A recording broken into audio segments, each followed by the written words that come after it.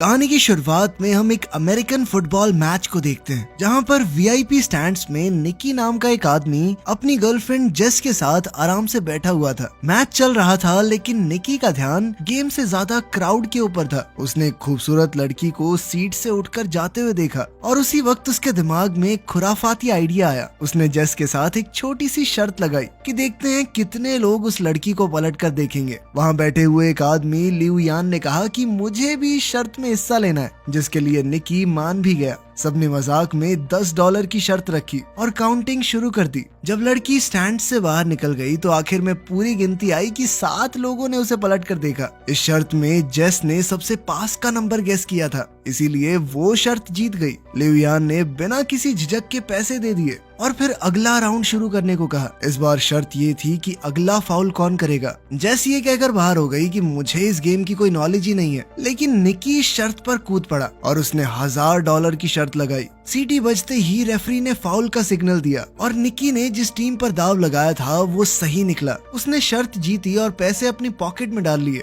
लिऊ यान शर्त हारने के बाद भी और ज्यादा एक्साइटेड हो गया। उसने कहा कि अब की बार $5000 की शर्त लगाते हैं। इस बार का सवाल ये था कि अब की बार वो बॉल को पास करेंगे या उसे लेकर दौड़ेंगे। निकी 5000 का दाव खेलने में थोड़ा हिचकिचा रहा था, लेकिन आखिरकार वो मान ही गया। लिऊ यान ने गेस किया कि वो भागेंगे और निकी ने कहा कि पास करेंगे, और सीटी बजते ही प्लेयर ने सच में बॉल लेकर दौड़ लगा दी, जिस वजह से निकी अब $5000 हार गया। अब निकी ने डिसाइड किया कि कोई बात नहीं, 5000 हार गए, अब बंद करते हैं, और उसने जेस से कॉफी पीने चलने को कहा। लेकिन लिऊ यान ने जिद पकड़ ली। उसने कहा कि तुम वीआईपी लाउंज में बैठे हो, पैसा तो है तुम्हारे पास, $5000 से क्या होता है, एक और बाजी खेलो, इस बार $10,000 की। और आखिरकार निकी मान ही गया। और अब सवाल था कि ये प्लेयर अगला पास सही तरीके से कामयाब कर पाएगा या नहीं। निकी ने प्रेडिक्ट किया कि हाँ, पास दे देगा ये, लेकिन दूसरी टीम ने पास को बीच में ही रोक लिया। अब निकी $15,000 हार चुका था। पैसे निकालते हुए निकी थोड़ा परेशान हुआ। उसने थोड़ा सोचा और कहा कि चल इस बार 50,000 की लगाते हैं। ये सुनकर जेस चौंक गई, लेकिन निकी गुस्से में दिख रहा था। इस वक्त किस्मत उसका साथ नहीं दे रही थी। वो अगली शर्त फिर से हार गया, जिसके बाद उसे 50,000 और देने पड़ गए। अब जेस ने उसे तुरंत रुकने को कहा, लेकिन निकी के ऊपर उसका गुस्सा और ईगो भारी पड़ गई। उसने बिना सोचे समझे अगली शर्त लगा दी $1,00,000 की। लिऊ यान ने मजाक उड़ाया और कहा कि तुम्हारे पास इतने पैसे हैं भी। निकी ने बिना कुछ ज्यादा कहे कैश का पूरा एक बंडल टेबल पर फेंक दिया। इसके बाद तो लिऊ यान भी एक्साइटेड हो गया। अब निकी ने शर्त लगाई कि अगला पास देखना इंटरसेप्ट हो जाएगा, पूरा नहीं होगा, लेकिन इस बार पास कामयाब हो गया। निकी ने अब लाखों डॉलर्स का नुकसान उठा लिया था। अब वो समझ नहीं पा रहा था कि इस मुसीबत से कैसे निकलूं। उसकी इस हरकत से जेस भी बहुत हैरान थी, लेकिन अब गेम बहुत ज्यादा तगड़े लेवल पर पहुंच चुकी थी। निकी ने कहा कि मेरे पास $1 मिलियन बचे हैं, पूरी शर्त लगाते हैं, देखते हैं कौन जीतेगा। इस बार ताश के पत्तों से फैसला होगा। लिऊ यान लगातार जीत रहा था, तो अब वो खुशी से पागल हो रहा था। उसने निकी को एक एटीएम मशीन की तरह देखना शुरू कर दिया। लिऊ यान ने अपना पत्ता निकाला, जो थी 5 की पंजी। निक को अब बस 5 से बड़ा पत्ता निकालना था। जीतने का चांस काफी ज्यादा था। निक ने पत्ता उठाया और बहुत ही कॉन्फिडेंस से पलटा, लेकिन उसकी तो तिग्गी निकली, तिग्गी। ये देखकर तो जेस तुरंत ही कुर्सी से नीचे गिर गई। निकी ने जब गेम स्टार्ट की थी तो सिर्फ $4000 लगाने का मूड था, लेकिन अब तक वो $1 मिलियन से ज्यादा हार चुका था, यानी लगभग 9 करोड़ रुपए के करीब। इस शर्मनाक हार के बाद उसके पास कहने को कुछ नहीं बचा था, तो उसने चुपचाप जेस का हाथ पकड़ा और उसे बाहर ले जाने लगा। उसका मन बहुत दुखी था, लेकिन लिऊ यान अभी भी उसे और चिढ़ाने लगा। उसने कहा कि यही होता है बेटे, उस्ताद के साथ खेलने का नतीजा। निकी ने रुककर एक और शर्त लगाई, $2 मिलियन की। अब आइडिया थोड़ा नया था। निकी ने चैलेंज दिया कि लिऊ यान किसी भी रैंडम प्लेयर को दूरबीन से चुन सकता है, और अगर निकी ने उसका जर्सी नंबर सही से गेस कर लिया तो जीत उसकी। लिऊ यान इस बात से थोड़ा कंफ्यूज हो गया। उसने कहा कि ये तो भाई दिमाग पढ़ने वाली बात हो गई। उसे लग रहा था मानो निकी अपने पैर पर खुद कुल्हाड़ी मार रहा है। उसे थोड़ा शक भी था कि कहीं निकी कुछ चीटिंग तो नहीं कर रहा। उसके शक को दूर करने के लिए निकी ने कहा कि चल मैं गेस भी नहीं करता, इस बार जेस करेगी गेस। जेस ने गुस्से से निकी को देखा। उसे समझ नहीं आ रहा था कि आखिर ये चल क्या रहा है। क्या चांस है कि इतने लोगों में मैं जिसका जर्सी नंबर बोलूंगी वही होगा। ये कहकर वो वहाँ से जाने लगी, लेकिन लिऊ यान के सिक्योरिटी गार्ड ने उसे जाने से रोक लिया और उनके बीच छोटी सी झड़प हो गई। जेस ने खुद को थोड़ा शांत किया। निकी ने उससे कहा कि बस ग्राउंड में नजर घुमाओ और जो नंबर तुम्हें अपना सा लगे वो बोल दो। लिऊ यान ने दूरबीन उठाई और एक प्लेयर को चुना, जिसके बाद जेस ने दूरबीन ली और पूरी फील्ड को स्कैन किया। हर तरफ उसे जर्सी नंबर ही दिख रहे थे। कैसे गैस करे? तभी उसकी नजर एक जाने पहचाने चेहरे पर पड़ी और उसे निकी की बात याद आई कि जो नंबर तुम्हें अपना सा लगे उसे चुन लेना। वहाँ उनका दोस्त फरहाद 55 नंबर की जर्सी पहने हुए था। जेस को समझ आ गया कि ये सब निकी के प्लान का एक हिस्सा था। उसने कहा नंबर 55 और वो एकदम सही जवाब था। उसके जवाब से लिऊ यान दंग रह गया। जेस भी कुछ पलों के लिए सोच में पड़ गई कि निकी को पहले से कैसे मालूम था कि लिऊ यान उसी नंबर को सिलेक्ट करेगा, लेकिन इस वक्त ये सब जरूरी नहीं था। वो शर्त को जीत चुके थे। दोनों ने $1 मिलियन का प्रॉफिट किया और सारा हारा हुआ पैसा भी वापस मिल गया। 2 बड़े कैश से भरे हुए बैग लेकर वो स्टेडियम से बाहर निकल गए। कार में निकी ने जेस को बताया कि ये सब कुछ उनके प्लान का हिस्सा था। वो लिऊ यान को काफी समय से ट्रैक कर रहे थे। दरअसल लिऊ यान हाई सोसाइटी में अपनी जुआ खेलने की बुरी आदत के लिए मशहूर था। उसके सामने कोई कुछ भी शर्त लगाए वो कूद पड़ता था। निकी की टीम ने ये पूरा प्लान बनाया था। जैसे ही लिऊ यान ने अपने होटल रूम से बाहर कदम रखा, उसके सबकॉन्शियस माइंड में नंबर 55 डाला गया। सिक्योरिटी गार्ड के लेबल पिन में भी 55 लिखा था। स्टेडियम के रास्ते में साइन बोर्ड्स पर भी वही नंबर था और उन्होंने उसे सिर्फ ये नंबर दिखाया नहीं बल्कि सुनाया भी। मैच देखने आते वक्त उन्होंने लिऊ यान की गाड़ी में एक गाना चलवाया था, जिससे उसे बार बार 55 नंबर का हिंट मिले। उस गाने में 124 बार 55 जैसी आवाज निकल रही थी, जिस वजह से लिऊ यान का दिमाग बार बार उस नंबर की तरफ खिंचा जा रहा था। साथ ही उसे फरहाद की एक फोटो भी दिखाई गई थी, जिससे वो एक विजुअल मेमोरी बन गई। जब वो दूरबीन से देख रहा था तो उसका दिमाग नेचुरली नंबर 55 की तरफ गया और जेस ने फरहाद को देखते ही 55 कह दिया। जेस को पहले से कुछ भी इसलिए नहीं बताया गया था ताकि इस पूरी गेम के दौरान उसके एक्सप्रेशन बिल्कुल असली रहें, ताकि किसी को भी उन पर शक न हो। ये सब सुनकर तो जेस निकी से पूरी तरह इम्प्रेस हो गई। इसके बाद कहानी कुछ दिन पहले जाती है। कुछ दिन पहले की ही बात है। निकी एक कमरे में बेड पर था और उसके सर पर एक आदमी ने बंदूक तान रखी थी। उसके पास में ही जेस बैठी थी, जिसे वो बस कुछ ही दिन पहले मिला था। ये साफ दिख रहा था कि निकी को किसी ने अपने जाल में फंसा रखा है, लेकिन उसके चेहरे पर डर का नामो निशान नहीं था। उसने सीधा कह दिया कि मेरे पास एक भी पैसा नहीं है, अगर गोली चलानी है तो चला लो। गन वाले आदमी ने उसके रिएक्शंस को समझा और तुरंत पहचान गया कि ये आदमी खिलाड़ी है, हमसे बड़ा ठग है ये। और उसका अंदाजा बिल्कुल सही था। निक एक बेहतरीन ठग है जो कि छोटी मोटी चोरियां करता है, वो भी बहुत सफाई से। जेस ही उसे फंसाकर इस कमरे में लाई थी, तो उसने जेस के अंदर एक नेचुरल टैलेंट देखा। जेस उस वक्त तक कुछ नहीं समझ पाई थी। खैर, जब वो बंदूक वाला आदमी चला गया तब निकी ने जेस से कहा कि तुम्हारे पास एक गिफ्ट है और अगर तुमने लोगों को ठगने की अपनी इस ताकत को अच्छे से तराश लिया तो सारी जिंदगी बैठ के खा सकती हो। निकी ने कहा कि हमारा तो पारिवारिक धंधा ही है, मेरा बाप, उसका बाप सब ठग थे, वो पुश्तैनी ठग है। हर ट्रिक, हर एक चाल उसके लिए एक गेम थी। जेस ने बिना समय गवाए थोड़े पैसे निकाले और कहा कि मैं आपसे सीखना चाहती हूँ। निकी ने भी समय बर्बाद करना जरूरी नहीं समझा। बाहर जाते वक्त भी निकी ने जेस की एक अंगूठी चुरा ली थी और उसे पता तक नहीं चला था। जब तक जेस समझ पाती कि हुआ क्या है तब तक उसकी घड़ी भी गायब हो चुकी थी और जब उसने हैंडबैग में घड़ी रखी तो निकी उसका वॉलेट निकाल चुका था। इन सारे कारनामों के बाद निकी ने कहा कि हाथ की सफाई, टाइमिंग और थोड़ा सा स्टाइल, बस यही चाहिए इस काम में। उस दिन निकी ने उसे गुड बाय के अलावा कुछ और नहीं कहा।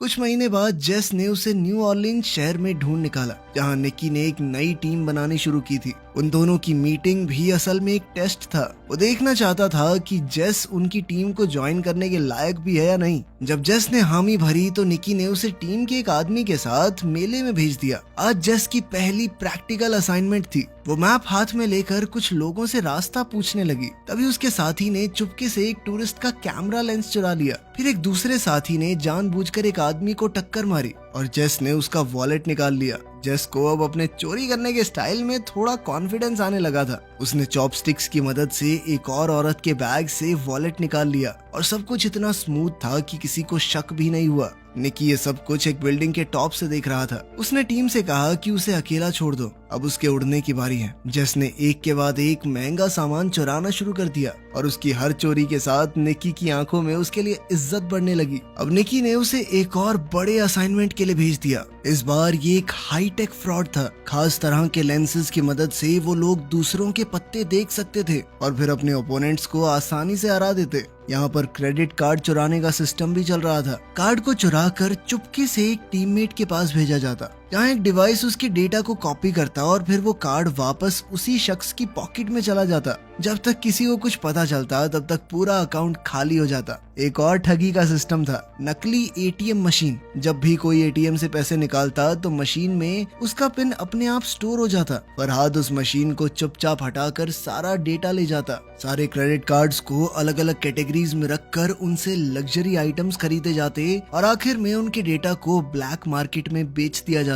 जेस ने एक दिन एक खूबसूरत नेकलेस देखा और पहन लिया, लेकिन निकी ने कहा कि इसे तुरंत उतार दो। उसने सख्ती से समझाया कि सारी चीजों को बेचना होगा, कुछ भी हमारा पर्सनल नहीं होना चाहिए। जेस पहली बार इतने बड़े लेवल की ठगी देख रही थी। चुराई हुई चीजों के पहाड़ के बीच में खड़े होने का फील कुछ और ही था। अगले दिन जेस और फरहाद एक अमीर इलाके में घूम रहे थे। उनका काम था नाटक करना। फरहाद बेहोश हो गया और जेस चिल्लाकर एक्टिंग करने लगी, प्लीज कोई हमारी मदद करो प्लीज। एक तरह की डिस्ट्रैक्शन थी जिसका फायदा टीम के बाकी लोगों ने आसपास के अमीरों का सामान चुरा कर उठाया और फिर पूरी टीम एक एम्बुलेंस में छुपकर निकल गई। ये सब कुछ इतना अच्छे से प्लान था कि कोई कुछ समझ ही नहीं पाया। उस रात उन सब ने मिलकर सेलिब्रेट किया। निकी ने सबकी तारीफ की क्योंकि सिर्फ एक हफ्ते में उन्होंने 1.2 मिलियन डॉलर कमा लिए थे। अगले दिन टीम के सभी लोग अलग होने वाले थे। सभी डॉक्यूमेंट्स को डिस्ट्रॉय कर दिया गया और सबको भरोसा दिलाया गया कि कुछ दिनों के अंदर तुम्हारे पैसे तुम्हारे बैंक अकाउंट में आ जाएंगे। लेकिन पुराने मेंबर जानते थे कि निकी का एक लास्ट मिशन अभी भी बाकी है। उन्होंने उसे 1.2 मिलियन कैश दिया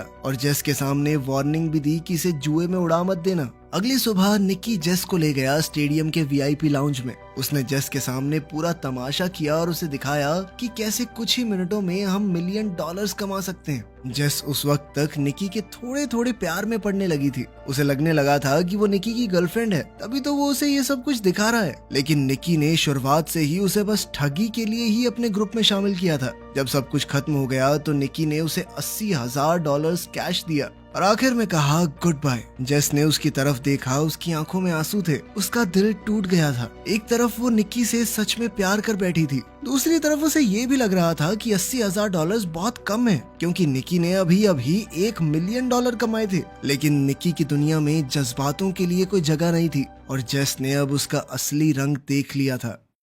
लगभग 3 साल बाद हम एक रेस कार को सर्विस स्टेशन में घुसते हुए देखते हैं और जल्द ही हमें निकी भी वहां नजर आया। उसकी आंखों में थकान थी और उसके चेहरे पर साफ लिखा हुआ था कि पैसे खत्म होने वाले हैं। लंच के वक्त उसकी एक रेस कार टीम के मालिक गरिया के साथ मीटिंग थी। गरिया की रिसर्च टीम ने EXR नाम का एक नया एल्गोरिदम डेवलप किया था, लेकिन वो इस एल्गोरिदम को और बढ़िया करके अपने जीतने के चांसेस और बढ़ाना चाहते थे। इसके लिए उन्होंने निकी को काम पर रखा। प्लान बिल्कुल सिंपल था। निकी उनका चीफ इंजीनियर होने का नाटक करेगा, फिर वो ऐसा दिखाएंगे कि उसके और गरिया के बीच में लड़ाई हो गई है ताकि दूसरी टीम्स उनके जाल में फंस सकें। इसके बाद निकी फिर EXR का एक फेक वर्जन बेचेगा राइवल टीम को और असली सिस्टम गरिया की टीम इस्तेमाल करेगी, जिससे उनकी जीत पक्की हो जाएगी। डील के हिसाब से निकी को €1 मिलियन मिलने वाले थे इस काम के लिए और फेक सिस्टम बेचने से जो कमाई होगी वो भी उसकी। निकी ने इस काम को मजाक समझा। इतना सिंपल स्कैम तो वो नींद में भी कर सकता था, लेकिन गरिया के बटलर को उस पर बिल्कुल भरोसा नहीं था। उसने सीधा निकी को धमकाते हुए कहा कि अगर कुछ भी गड़बड़ की ना तो गोली सीधी छाती में मारूंगा तेरी। निकी ने एक टक्सीडो पहना और शाम को एक पार्टी अटेंड करने के लिए निकल गया। उनका प्लान था भीड़ के बीच में अपना झगड़ा करना, पर उनका प्लान तो तभी बिखर गया जब जेस ने एंट्री मारी, एक लाल ड्रेस में सीढ़ियों से उतरते हुए, और वो सीधा जाकर गरिया के गले लग गई। ये देखकर निकी का दिमाग घूम गया। उसने जेस को 3 साल से देखा ही नहीं था और अब वो किसी और के साथ थी, और वो भी उस आदमी के साथ जिसने निकी को काम पर रखा है। जेस ने आराम से निकी के पास आकर कहा कि अब मैं कोई ठग नहीं हूँ और जो कुछ भी 3 साल पहले हुआ था अब उन बातों का कोई मतलब नहीं। उसने ये भी कहा कि गरिया को निकी और उसके बीच के पुराने रिश्तों के बारे में कुछ नहीं पता और कहा कि अगर ये बात दबी रहे तो ही बेहतर होगा। ये सब सुनकर निकी का खून खौल गया। उसने वोडका का ग्लास उठाया और एक ही बार में खाली कर दिया। पहले उसे लड़ने के लिए एक्टिंग करने की जरूरत थी, अब तो उसे वैसे ही खुंदक आ रही थी गरिया पे।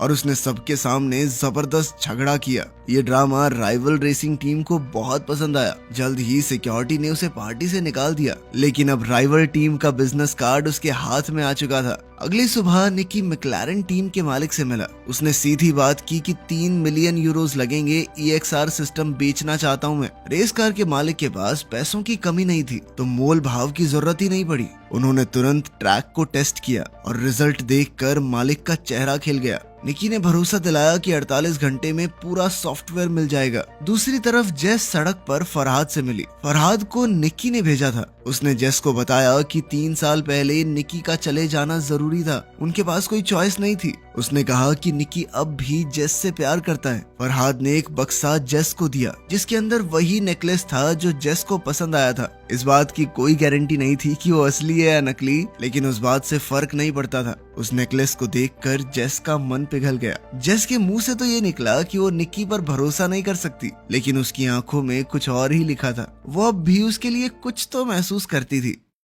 खैर, जल्द ही डील का दिन आया और निकी मैक्लारेन टीम के मालिक को सॉफ्टवेयर दे गया। बदले में एक हट्टे कट्टे इंसान ने उसके हाथ में 3 मिलियन यूरोज थमा दिए। लेकिन निकी का नेचर ही कुछ ऐसा था कि वो बिना रिस्क के काम नहीं करता। उसने उस सॉफ्टवेयर की एक एक कॉपी चुपके से सभी रेसिंग टीम्स को बेच दी। हर एक हैंडशेक में नए यूरोज, जिससे हाथ मिलाया मिलियंस में पैसे ले लिए। जब तक रेस शुरू नहीं हुई, किसी को पता ही नहीं चला कि सभी के पास एक ही सिस्टम है। उस रात निकी ने भागने की जगह जेस को मैसेज की। अगर समय रहते वो आ गई तो वो दोनों साथ में भाग सकते हैं। निकी ने इंतजार किया पर कोई नहीं आया। आखिरी समय पर जब वो हार मान के निकलने लगा तो जेस आ गई, लेकिन अभी भागने का टाइम नहीं था, क्योंकि उसी वक्त वही हट्टा कट्टा आदमी जिसने मैक्लारेन टीम की तरफ से उसे 3 मिलियन यूरोज दिए थे, वो निकी के सामने आ गया। दरअसल वो गेरिया का आदमी था। अब वो सब कुछ सच पता कर चुका था कि निकी ने फेक नहीं बल्कि असली सॉफ्टवेयर बेचा है। उसे गेरिया के 1 मिलियन यूरोज के अंदर कोई इंटरेस्ट ही नहीं था। अब वो अपना पूरा गियर पहनकर निकी की कार से जानबूझकर टकरा गया। निकी और जेस एक घातक एक्सीडेंट के बाद पकड़े गए। उन दोनों को बांधने के बाद सारा कैश गेरिया के सामने रख दिया गया।